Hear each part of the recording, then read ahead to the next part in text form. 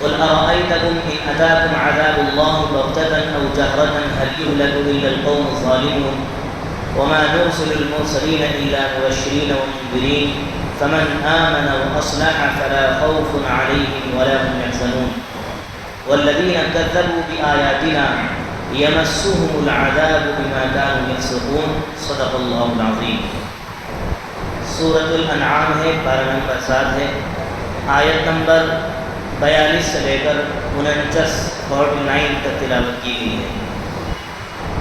گزشتہ آیت میں آپ نے پڑھا سمجھا کہ جب کوئی قوم معجزے سے بات نہیں مانتی، اللہ تعالی دو طرح سے ان کو سمجھانے کی کوشش کرتے ہیں۔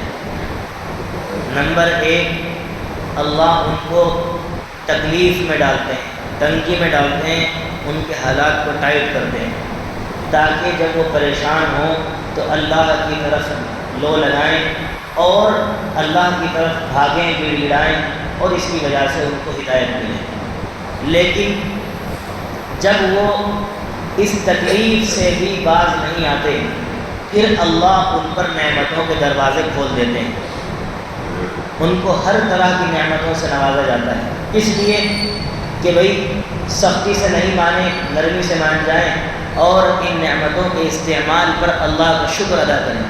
لیکن وہ اللہ کی نعمتوں کو استعمال کر کے بھی شکر ادا نہیں کرتے اور یہ کہتے ہیں کہ ہم نے جو کچھ کمایا ہے اپنے ہنر سے کمایا ہے، اللہ کو اس میں کوئی دخل نہیں ہے، پھر اللہ تعالیٰ ان کو ہلاک کر دیتے ہیں۔ اسی کو فرما رہے ہیں وَلَقَدْ أَرْسَلْنَا إِلَىٰ أُمَمٍ مِّن قَبْلِكَ فَأَخَذْنَاهُمْ بِالْبَأْسَاءِ وَالضَّرَّاءِ لَعَلَّهُمْ يَتَضَرَّعُونَ۔ یہ بات سچی ہے کہ ہم نے تم سے پہلے سے مراد اے محمد آپ سے پہلے ہم نے بہت ساری امتوں کے پاس جو ہے رسولوں کو بھیجا، ہم نے یعنی وَلَقَدْ أَرْسَلْنَا إِلَىٰ أُمَمٍ مِّن قَبْلِكَ، ہم نے اور امتوں کی طرف بھی جو کہ آپ سے پہلے گزر چکی ہیں رسولوں کو بھیجا تھا، لیکن انہوں نے رسول کی بات کو نہیں مانا۔ فَأَخَذْنَاهُمْ بِالْبَأْسَاءِ، پھر ہم نے ان کو تنگی میں ڈالا، تکلیف میں ڈالا، وَالضَّرَّاءِ، اور مصیبت میں ڈالا، لَعَلَّهُمْ يَتَضَرَّعُونَ، شاید کہ وہ گڑ گڑائیں اور تمہاری طرف اللہ کی طرف لوٹ آئیں۔ فَلَوْلَا إِذْ جَاءَهُمْ بَأْسُنَا تَضَرَّعُوا، سو جب ہماری سزا پہنچی تو ایسا کیوں نہیں ہوا کہ ان کے اندر کچھ تبدیلی آتی، یعنی جب ہماری طرف سے ان کو تکلیف پہنچائی گئی تو پھر ایسا ہونا چاہیے تھا کہ وہ تھوڑا سا نرم پڑتے، ڈھیلا پڑتے، لیکن نہیں ہوا۔ جیسا کہ ہندوستان میں کورونا کی بیماری آئی نہیں، لوگ کیا کہتے تھے؟ سدھر رہے تھے لوگ، سدھر رہے ہیں، جیسے ہی صحیح ہوئے سب لوگ کورونا ختم، پھر اسی پہ آ گئے اپنے جگہ پہ۔ یہی تھا نا، لوگوں کا کہنا یہ تھا اس کریے ماشاءاللہ۔ اس ٹائم لاک ڈاؤن میں مسجدیں بند تھی تو نمازوں کے لیے مجھے کیوں نہیں اندر بلایا، ہم اسے لڑتے کر رہے ہیں۔ لیکن آج دیکھیے پھر مسجدوں کی وہی حالت ہے جو پہلے تھی لاک ڈاؤن سے۔ تو ہم لوگ کو بس پھر جو ہے اپنی ڈگر پر آ جائیں، اسی کو اللہ کہہ رہے ہیں جب ہم نے ان پر سختی کی اور ان کو تکلیف سے دوچار کیا، ایسا کیوں نہیں ہوا کہ یہ گڑ گڑاتے؟ الٹا اثر یہ ہوا کہ ان کے دل سخت ہو گئے۔ وَلَٰكِنْ قَسَتْ قُلُوبُهُمْ وَزَيَّنَ لَهُمُ الشَّيْطَانُ مَا كَانُوا يَعْمَلُونَ، اور شیطان نے ان کے عمل کو اچھا کر کے دکھایا ان کو کہ جو تم کر رہے ہو وہ ٹھیک ہے۔ فَلَمَّا نَسُوا مَا ذُكِّرُوا بِهِ فَتَحْنَا عَلَيْهِمْ أَبْوَابَ كُلِّ شَيْءٍ، تو جب یہ بھول گئے اس بات کو جس کی نصیحت ان کو کی گئی تھی، فَتَحْنَا عَلَيْهِمْ أَبْوَابَ كُلِّ شَيْءٍ، اب ہم نے دوسرا طریقہ اپنایا۔ دوسرا طریقہ یہ تھا کہ ہم نے ان پر ہر طرح کے نعمتوں کے دروازے کھول دیے، لیکن جب نعمت ان کو ملنے لگی تو اس پر اللہ کا شکر ادا نہیں کیا، بلکہ اترانے لگے اور کہنے لگے ہم نے جو کچھ کمایا ہے اپنی محنت سے کمایا ہے، ہم کیوں اس پر اللہ کا شکر ادا کریں؟ حتیٰ اذا فرحوا بما اوتوا، یہاں تک کہ جو کچھ ان کو دیا گیا تھا نعمتوں کے طور پر، جب وہ اس پر اترانے لگے تو پھر ہم نے ان کو اچانک پکڑ لیا، فإذا هم مبلسون، تو وہ بالکل لاچار تھے، ہیلپ لیس تھے، مجبور تھے، کچھ نہیں کر سکتے۔ فقطع دابر القوم الذين ظلموا والحمد لله رب العالمین، ظالم لوگوں کی جڑ ہی کاٹ دی گئی، والحمد للہ رب العالمین، اور تمام تعریف اللہ کے لیے ہے جو دونوں جہان کا پروردگار ہے۔ جب جسم میں کوئی عضو، کوئی پارٹ آف باڈی خراب ہو جاتا ہے، سڑ جاتا ہے، تو سرجن اور ڈاکٹر اس کو کاٹ دیتے ہیں اور اس کی سرجری کر کے اس کو جسم سے ہٹا دیتے ہیں۔ یہ ڈاکٹر کا مریض پر احسان ہوتا ہے، نہ کہ مریض پر ظلم ہوتا ہے۔ اللہ کو معلوم ہے کہ جو لوگ ایمان نہیں لائے، اللہ نے ان کی جڑوں کو کاٹ دیا، کفار کے سرداروں کو ہلاک کر دیا۔ اور سن 2 ہجری میں غزوہ بدر کے موقع پر ان کے بڑے بڑے سورماؤں کو ہلاک کیا گیا، جبکہ صحابہ صرف 14 شہید ہوئے، اور وہ بھی کوئی نامور صحابہ نہیں تھے، یعنی مشہور صحابہ نہیں تھے، اور کفار کے بڑے بڑے مشہور سردار ہلاک کیے گئے اللہ کی طرف سے، اور جو قید میں آئے ان کو فدیہ دے کر چھوڑ دیا گیا، پھر انہوں نے بعد میں ایمان قبول کیا۔ تو لہذا جب جسم میں کوئی عضو خراب ہو جاتا ہے تو اس کو کٹ کیا جاتا ہے۔ اسی طریقے سے جب معلوم ہے اللہ کو کہ یہ لوگ سدھریں گے نہیں، اللہ پھر ان کا خاتمہ کر دیتے ہیں۔ اور کبھی ہلاکت کلی طور پر آتی ہے، کبھی جزوی طور پر آتی ہے، یعنی کبھی کبھی ایسا ہوتا ہے کہ پوری کی پوری قوم کو ہلاک کر دیا گیا اچانک ایک دم، اور کبھی جو ہے عذاب بہت اعلان کرتا ہوا آتا ہے۔ تو اللہ تعالیٰ فرما رہے ہیں کہ ہم نے ایسے لوگوں کی جڑوں کو ہی کاٹ دیا۔ ابو جہل جیسا لعین و مردود بھی مارا گیا غزوہ بدر میں، اور پاسا ہی پلٹ گئے بالکل۔ اب اللہ تعالیٰ فرما رہے ہیں قُلْ أَرَأَيْتُمْ إِنْ أَخَذَ اللَّهُ سَمْعَكُمْ، 2 طرح سے سمجھایا۔ پہلے تو ان پہ تنگی کی تاکہ اللہ کی طرف آئیں، جب ایسے بھی نہیں مانے، اب اللہ تعالیٰ نعمتوں کو کھول دیتے ہیں ان کے اوپر کہ دیکھتے ہیں کہ ہمارا شکر کریں گے یا نہیں کرتے۔ اس طرح بھی نہیں مانتے تو اللہ تعالیٰ پھر عذاب بھیجتے ہیں، اور کبھی کبھی دوسری طریقے سے بھی عذاب آتا ہے۔ قُلْ أَرَأَيْتُمْ، اس کو مثال سے سمجھانے کی کوشش کی ہے، اے نبی آپ ان سے ذرا کہو کہ تمہارا کیا خیال ہے، ان اخذ اللہ سمعکم وابصارکم وختم علی قلوبکم من الہ غیر اللہ یأتیکم بہ، اگر اللہ تمہاری کانوں کی سننے کی طاقت اور تمہاری آنکھوں سے دیکھنے کی طاقت چھین لے اور تمہارے دلوں پر مہر لگا دے، کون ہے اللہ کے علاوہ جو تمہیں واپس لا کر دے سکتا ہے؟ انظر، اور تم دیکھو ہم کیسے بات کو بدل بدل کر پیش کرتے ہیں، ثم ہم یصدفون، لیکن یہ پھر بھی باز نہیں آ رہے، پھر بھی اعراض کر رہے ہیں۔ اس کا مطلب یہ ہے کہ جس طریقے سے اللہ اگر چھین لے واپس کوئی نہیں لا سکتا، اسی بات کو بتا رہے ہیں کہ اگر ہم تمہارے سرداروں کو مار دیں تمہیں پھر جو ہے ان کو کوئی عذاب سے نہیں بچا سکتا۔ اگر سرداروں کو ہلاک کر دیا جائے، اور کفار قریش کو ہلاک کیا گیا جیسے کہ میں نے ابھی بتایا، تو کسی نے ان کو بچایا نہیں سن 2 ہجری میں، جبکہ مسلمان مائنورٹی میں تھے، اس اعتبار سے مسلمانوں کی تعداد بہت تھوڑی تھی اور کفار مشرکین کی تعداد بہت زیادہ تھی، لیکن کیا ہوا؟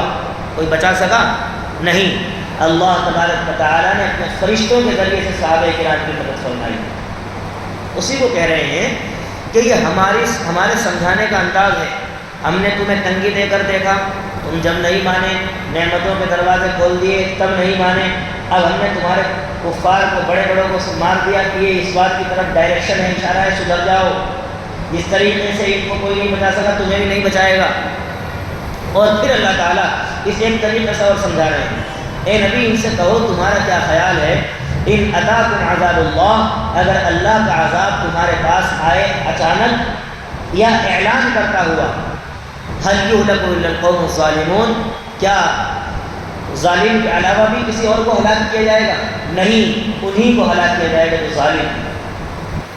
فرعون کو نہیں معلوم تھا کہ وہ اتنی جلدی آنن فانن ہلاک ہو جائے گا، پورے لشکر کے ساتھ طاقت کے ساتھ چل رہا تھا، بحر قلزم کے اندر فوراً ہلاک کر دیا گیا۔ جس دریا میں اس کو ہلاک کیا گیا اسی دریا سے موسیٰ کو راستہ بنا کر گزار دیا، اسی پانی کے اوپر رستے اللہ نے بنا دیے ہیں، اور اسی دریا کے اندر اللہ نے فرعون کو غرق آب کیا ہے۔ تو اس کو نہیں معلوم تھا کہ میرے ساتھ ایسا ہو سکتا ہے، اور لیکن اسی طریقے سے جب قوم عاد پر عذاب آیا تو پہلے جو ہے سرخ پہلے بادل آئے ہیں، اس کے بعد آندھی آئی ہے، پھر جو ہے ان کے اوپر اللہ نے عذاب بھیجا۔ تو کبھی کبھی عذاب اچانک آتا ہے اور کبھی کبھی بالکل اعلان کرتا ہوا آتا ہے۔ تو اللہ تعالیٰ کہہ رہے ہیں مجھے بتاؤ کہ جو لوگ اللہ کی آیتوں کا انکار کرتے ہیں اور ماننے کو تیار نہیں، کون بچا سکتا ہے اللہ کے عذاب سے اگر اللہ کا عذاب اچانک آئے یا اعلان کرتا ہوا ہے۔ وما نرسل المرسلین الا مبشرین ومنذرین۔ اب اللہ تعالیٰ رسولوں کو بھیجنے کا مقصد واضح فرما رہے ہیں کہ ہم نے رسولوں کو، پیغمبروں کو ہم نے کیوں بھیجا ہے۔ میں آپ کو پہلے بھی یہ بات بتائی کہ ہندوؤں کی کتابوں میں بھی رسولوں کا ذکر ہے۔ ہندی میں رسول کو کہتے ہیں سندیشتا۔ سندیشتا مطلب پیغام پہنچانے کا، سندیش کہتے ہیں پیغام کو، پیغام پہنچانے والا، انگلش میں پروفیٹ کہتے ہیں۔ تو سوال یہ ہے کہ یہ لوگ کیوں نہیں کہ دین کی یعنی صحیح چیز کی طرف آتے؟ اس کی وجہ یہ جانتے نہیں ہیں، جاہل ہیں، علم نہیں۔ اور جب علم نہیں ہوتا، آج کل جو لوگ ارتداد کا شکار ہو رہے ہیں، مرتد بن رہے ہیں، ان کے پاس اسلام کی تعلیم نہیں ہے۔ اسلام کی تعلیم ہو تو پھر وہ غیروں کا اثر قبول نہیں کریں گے۔ اگر ہمیں پتہ ہو اس ایمان کی اہمیت کیا ہے تو خدا کی قسم سر کٹ سکتا ہے لیکن ایمان نہیں بک سکتا۔ اور جن کو معلوم نہیں ہے وہ ذرا ذرا سے روپوں کے لالچ میں وہ اپنے مذہب کو چھوڑ کر دوسروں کا مذہب قبول کر رہے ہیں۔ تو علم نہ ہونا اور دوسری چیز غربت، دونوں چیزیں کبھی کبھی کفر تک پہنچا دیتی ہیں۔ حضرت سفیان ثوری کا قول ہے کہ کاد الفقر ان یکون کفرا، کہ کبھی کبھی غربت اور تنگدستی انسان کو کافر بنا دیتی ہے۔ ایک انسان کے پاس مال ہے، اچھا مال ہے، اور اس کو کوئی عیسائی آ کر کہنے لگے ہم تمہیں یہ دیں گے اور تم بن جاؤ، بہت کم چانس ہے وہ بنے، لیکن جس کے پاس کچھ نہیں ہے وہ فوراً جو ہے ان کی پیشکش قبول کرے گا اور جو ہے وہ عیسائیت کے اندر داخل۔ لوگ جو ہے قادیانی ہوں چاہے عیسائی ہوں، باطل طاقتیں جس اعتبار سے محنت کر رہی ہیں، ہم لوگ اس اعتبار سے کچھ بھی محنت نہیں کرتے۔ ایک عالم دین فرما رہے تھے کہ افریقہ میں، ساؤتھ افریقہ میں ایک بہت شاندار مسجد تھی، وہاں جماعت گئی، کارگزاری بتا رہے تھے، تو انہوں نے پوچھا امام صاحب سے، ظہر میں بھی نمازیں نہیں آئے، تھوڑے سے نمازیں 2 سال، عصر میں بھی ایسے ہی، مغرب میں بھی ایسے ہی۔ کہا کہ بھائی اتنی بڑی مسجد ہے اور یہاں سب جو ہے ایسا لگتا ہے کہ مسلمانوں گھر ہوں، لیکن یہاں نمازیں پڑھنے نہیں آتے۔ ان امام صاحب نے بتایا کہ یہ سب لوگ عرب سے آئے ہوئے لوگ ہیں، لیکن یہ سب عیسائی بن چکے ہیں، اکثر یہ سب عیسائی بن چکے ہیں۔ اب جو علماء کی جماعت تھی سب کی، کوئی عام آدمی نہیں تھے، سب علماء تھے۔ ان میں سے کچھ لوگ گئے اور جا کر کے دروازہ نوک کیا، کھٹکھٹایا، تو وہ باہر نکل کر آئے، کہا میں تم سے کوئی بات نہیں کرتا، جاؤ، پھر دروازہ بند کر دیا۔ وہ پھر کھڑے رہے، 2 منٹ کے بعد پھر دروازہ نوک کیا تو واپس آئے غصے میں، کہا ان کے لباس کو مجھے تم سے بات نہیں کرنی، تم مسلمان ہو۔ کہا ٹھیک ہے، ہم اچھا آپ بات نہ کریں، لیکن بھائی کسی بھی مذہب میں، ریلیجن میں، کوئی دھرم، کوئی سا بھی دھرم ہو، مہمانوں کی آؤ بھگت، خاطر تواضع کا تو ہوتا ہوگا نہیں تمہارے یہاں؟ یا ہم لوگ باہر سے آئے ہیں، انڈیا سے آئے ہیں، اور جو ہے یا تم بات کرو نہ کرو، پانی پلانا، چائے وغیرہ تو پوچھتے ہوں گے، ایسے ہی بھگا دیتے ہیں دروازے میں سے۔ کہنے لگے نہیں ایسا تو نہیں ہے، آؤ۔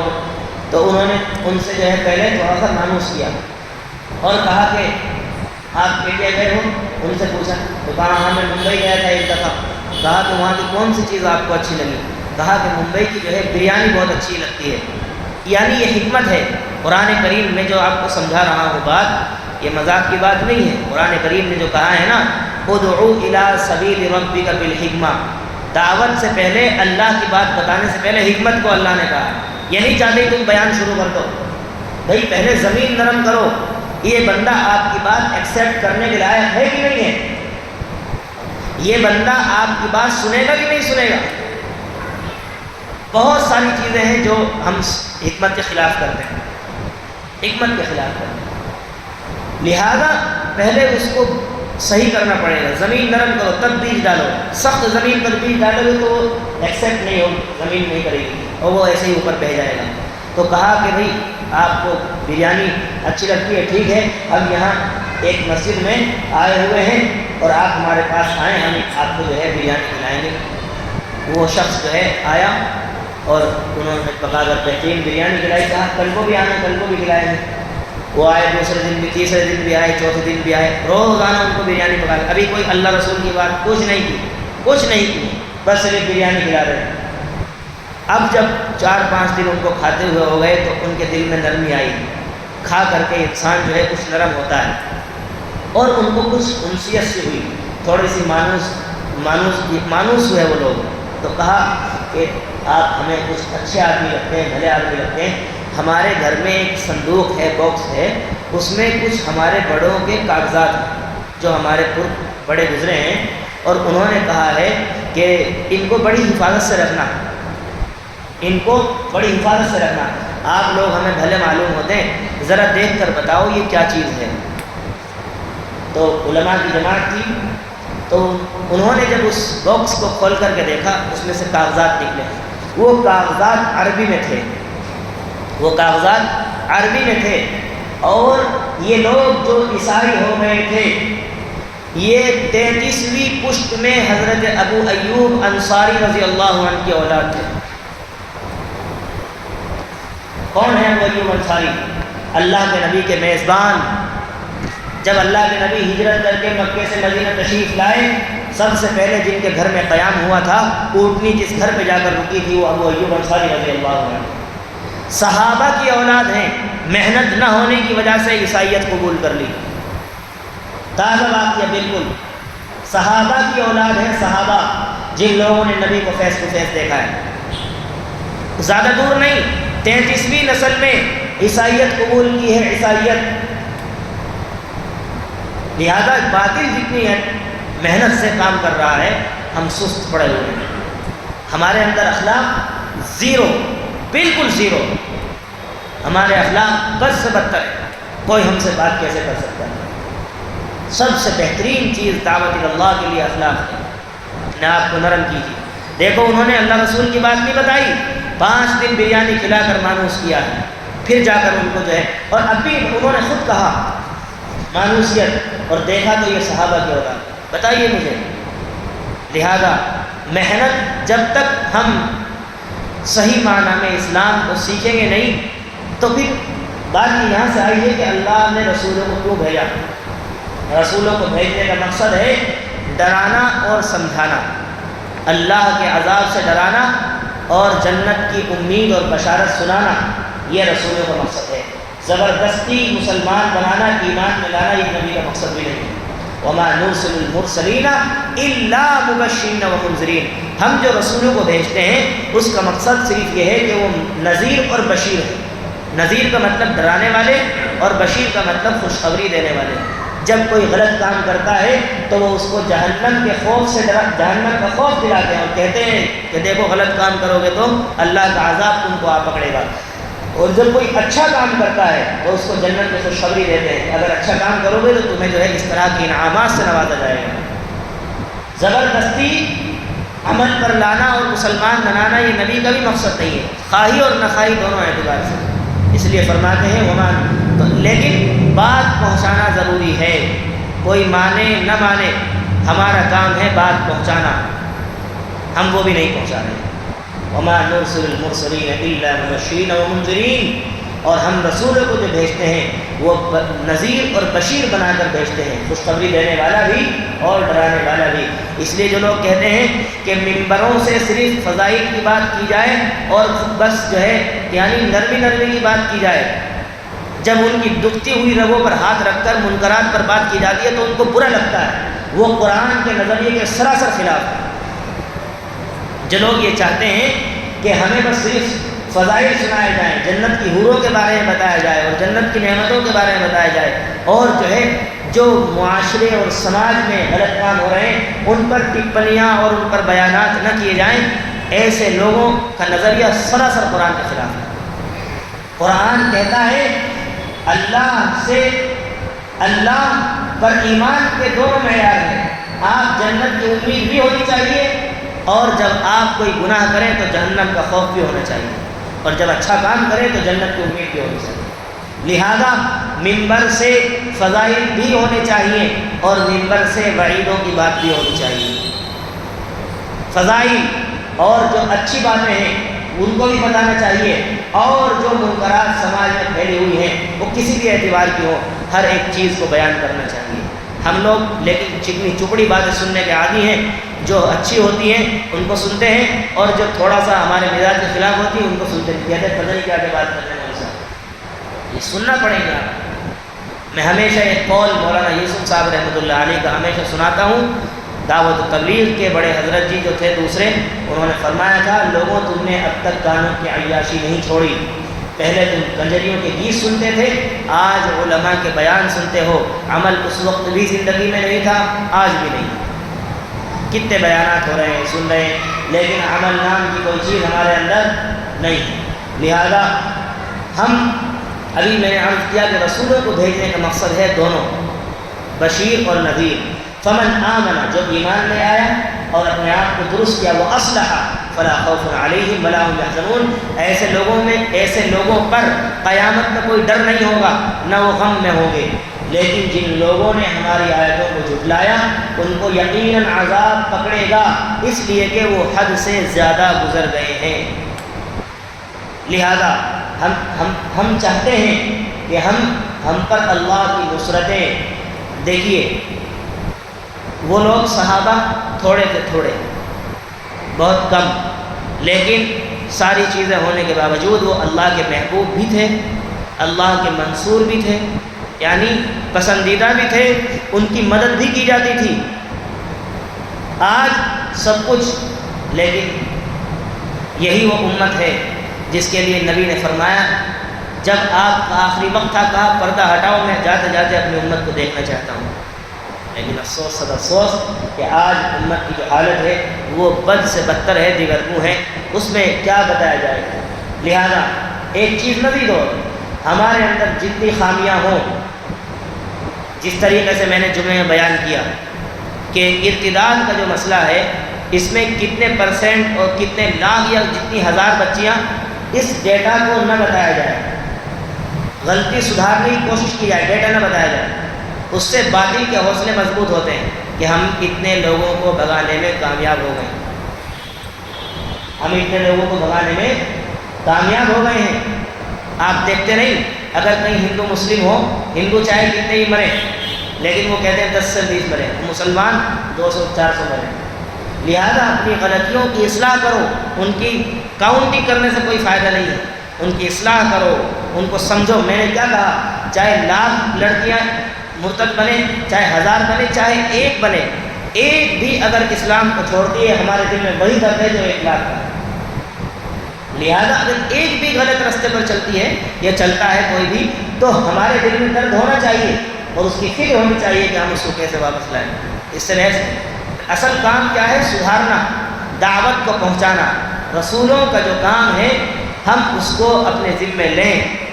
خیر امت جو ہم کو بنایا ہے، بہترین امت، وہ ایسے نہیں ہے بس ٹائٹل لگا دیا، اس کے مقصد ہے۔ مقصد سب سے پہلی بات، ہم دوسروں کو کیا پیغام پہنچائیں؟ ہم اپنے گھر میں نہیں کہتے کسی کو، اپنی اولاد سے نہیں کہتے، اپنے گھر والوں سے نہیں کہتے، ہماری اولاد ہمارے کنٹرول میں نہیں۔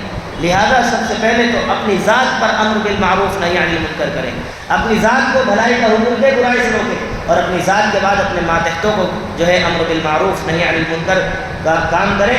اس کے بعد جو ہے پھر ہم سارے عالم کے اندر ارادہ رکھیں کہ ہمارے سے اللہ تعالیٰ پوری دنیا کے اندر دور اور دیر کے لیے اللہ ہم کو قبول فرمائے۔ اللہ سے دعا ہے اللہ ہم کو رسول پاک صلی اللہ علیہ وسلم کی تعلیمات کے مطابق زندگی گزارنے کی توفیق عطا فرمائے اور امت کا درد ہمارے دلوں کے اندر پیدا فرمائے۔ اور ہمیں ہر طرح کی منکرات سے بچنے کی توفیق عطا فرمائے. آمین. وآخر دعوانا الحمدللہ.